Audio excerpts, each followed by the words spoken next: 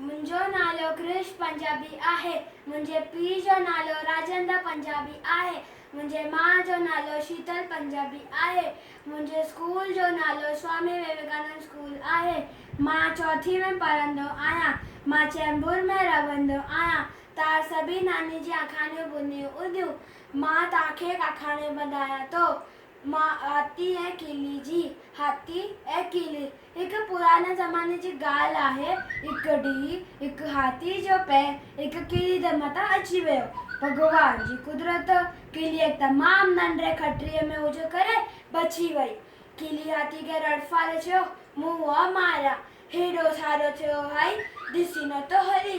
जेकॾहिं मां मरी पवां हा, मुंहिंजे प्यारनि बचनि खे केरु संभाले हा। हाथी जी के चई, आए तो तितरी जितनी हली आए मूंखे सेखारण।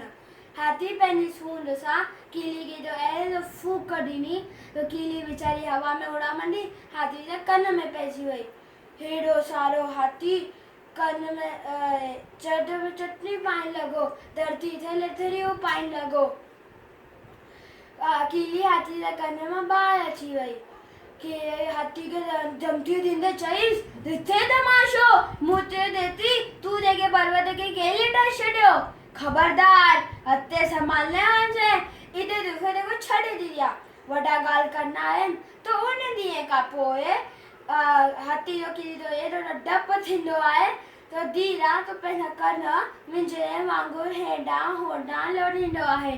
कंहिं सिधो डपु थींदो आहे त न मथां वेही करे बजे भॻवान वारो कंहिंखे बि वणे न करणु खपे। जय झूलेलाल। क्या बोला?